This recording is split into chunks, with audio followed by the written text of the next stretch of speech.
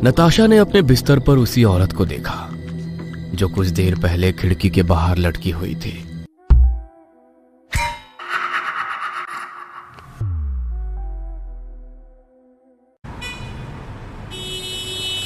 मुंबई एक तेज रफ्तार भागता शहर, और इसी रफ्तार के बीच साहिल तलाश में जुटा है एक अदद नौकरी की, ताकि वो नताशा से शादी कर सके। नताशा वो लड़की जिससे साहिल अपनी जिंदगी से भी ज्यादा प्यार करता है, और नताशा भी उसके बिना नहीं रह सकती। लेकिन ना तो नताशा को इस बात का पता था और ना ही साहिल को कि अगले कुछ दिनों में उनकी जिंदगी पूरी तरह पलटने वाली है। रात के 12:30 बज रहे हैं। घना अंधेरा बाहर पसरा हुआ है। कुत्तों के भौंकने की आवाज लगातार आ रही है। नताशा के कानों में ईयरफोन लगा हुआ है और वो साहिल से बातें कर रही है। नताशा की पालतू बिल्ली किट्टी दूर बैठी उसे देख रही है, लेकिन कोई और भी है जो नताशा को लगातार घूर रहा है, जिसका पता उसे बिल्कुल नहीं है। वो तो बस साहिल से बातें करने में खोई हुई है। तुम भी ना साहिल, इतना नेगेटिव क्यों बोलते हो? अरे माना कि आज भी नौकरी का कुछ नहीं हुआ, लेकिन नौकरी मिलेगी ही नहीं, ऐसा थोड़ी ही होता है। और अगर ना भी मिली तो भी मैं तुमसे ही शादी करूंगी।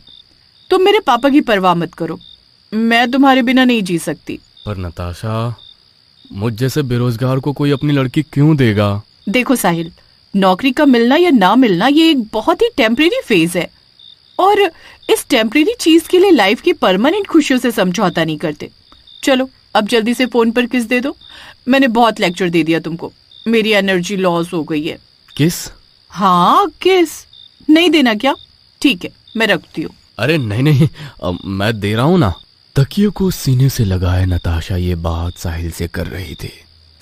तभी उसकी नजर खिड़की पर गई। उसे एक साया खिड़की पर दिखा। उसके बाल खुले हुए थे जो हवा में लहरा रहे थे। अचानक से उस पर नजर पड़ते ही नताशा डर गई। साहिल एक मिनट रुको, लगता है कोई मेरी खिड़की पर है। खिड़की पर? अरे खिड़की पर कौन होगा? वही तो देखने जा रही हूँ। कान में ईयरफोन लगाए हुए ही वो खिड़की के पास पहुंची, लेकिन वहां तो कोई नहीं था। यहाँ तो कोई नहीं है, लेकिन मैंने अभी अभी यहाँ किसी औरत को देखा था। ये सोचते हुए नताशा ने अपने कानों से ईयरफोन निकाला और अपना सिर थोड़ा बाहर निकालकर खिड़की से बाहर देखने लगी। अचानक उसने देखा कि एक बहुत ही खूबसूरत औरत खिड़की के बाहर उल्टी लटकी हुई है, जिसके बाल हवा में लहरा रहे हैं। नताशा ये देख चीख पड़ी। कौन है? जैसे ही उसने ये बोला, वो औरत गायब हो गई। तभी उसके कानों में किसी के गुर्राने की आवाज आई। बहुत ही भयानक आवाज थी वो।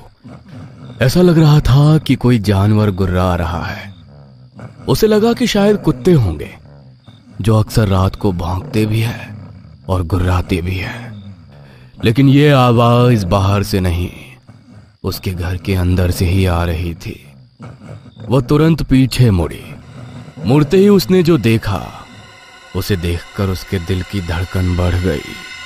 वो चीखना चाहती थी, लेकिन उसकी आवाज उसके गले में ही अटक गई थी। उसका पूरा शरीर थर थर कांप रहा था। नताशा ने अपने बिस्तर पर उसी औरत को देखा जो कुछ देर पहले खिड़की के बाहर लटकी हुई थी। उसने ये भी देखा वो औरत उसकी पालतू बिल्ली को मारकर चबड़ चबड़ करती हुई खा रही है। आज 7 दिन हो गए इस घटना को। पिछले 7 दिन से नताशा अस्पताल के बिस्तर पर जिंदा लाश सी पड़ी हुई है।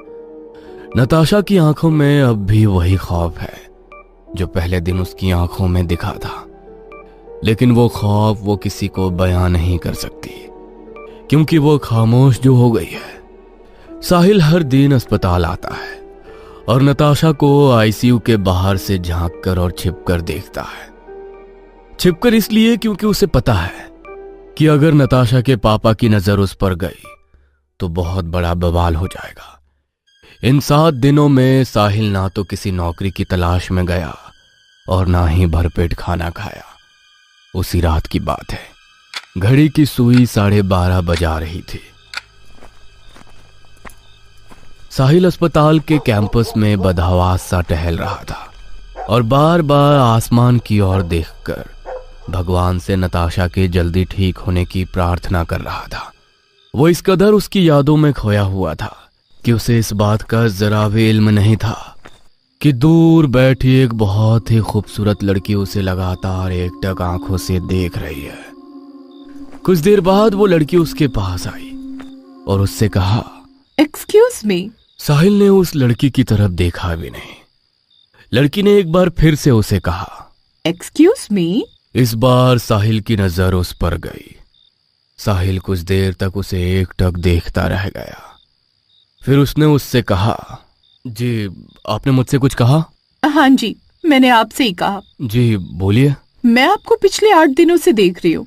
आप यहीं रहते हैं, कहीं जाते नहीं हैं, कपड़े भी आपने नहीं बदले हैं। बस एक चीज आपके चेहरे पर कॉमन है और वो है टेंशन। कौन एडमिट है आपका अस्पताल में? जिंदगी। जिंदगी? हाँ, मेरी जिंदगी एडमिट है यहाँ। मेरी नताशा, मेरी सब कुछ। पता नहीं उसे क्या हो गया है। अस्पताल की मशीन के बीच उसे घिरा देखना मुझे बिल्कुल पसंद नहीं है। मेरी नताशा ऐसी नहीं है। वो तो नदी के पानी की तरह है, बहती रहती है, उछलती रहती है, हंसती रहती है। टेंशन से तो उसका दूर दूर तक कोई नाता नहीं है। ये कहते हुए साहिल का गला भर आया। उसकी आंखें भीग गईं। वो ना चाहकर भी फूट फूट कर रोने लगा। साहिल को इस तरह बच्चे की तरह रोते देख उस लड़की ने उससे कहा, टेंशन मत लो, मैं हूं ना, मैं सब ठीक कर दूंगी। तुम कैसे ठीक करोगी? मैं अरे मैं ही तो तुम्हारी नताशा की ट्रीटमेंट कर रही हूँ। आप? पर आपको तो मैंने कभी नहीं देखा। तुम मुझे कैसे देखते? तुम तो खुद अपनी नताशा को छिप कर देखते हो। पर बिलीव मी साहिल, मैं तुम्हारी नताशा को बिल्कुल ठीक कर दूंगी। डॉक्टर, मैं आपका एहसान पूरी जिंदगी नहीं चुका पाऊंगा। बस आप मेरी नताशा को ठीक कर दीजिए। उसे पहले की तरह कर दीजिए, उसे वापस कर दीजिए।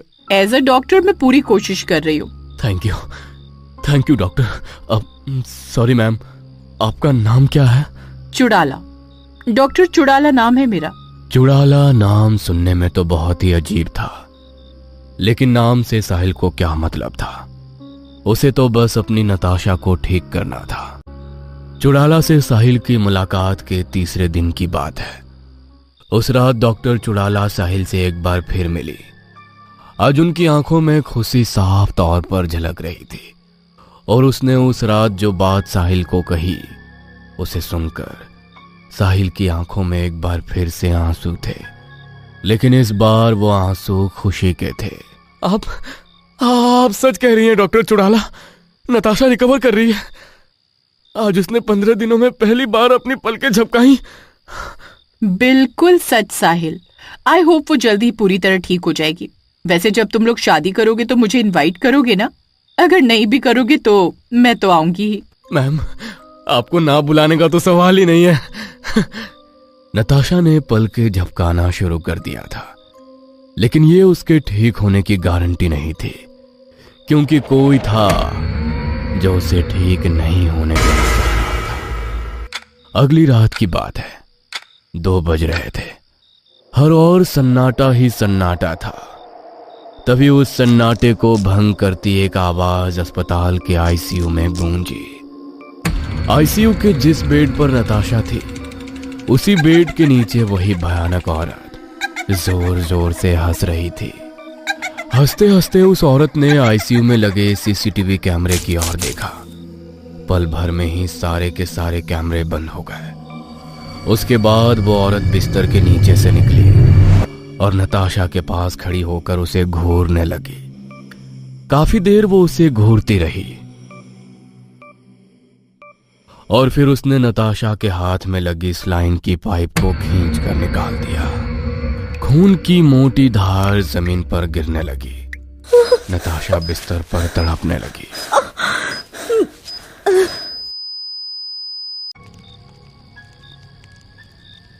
शमशान घाट में नताशा की जलती चिता को दूर से देखता साहिल बदहवास सी स्थिति में था। वो चाहता था कि वो खुद भी नताशा की जलती चिता में कूद जाए, वो चला जाए उसके साथ हमेशा के लिए इस बेदर्द दुनिया से दूर। साहिल की आंखों में अब भी वो दृश्य सामने आ रहा था जब वो पहली बार नताशा से मिला था।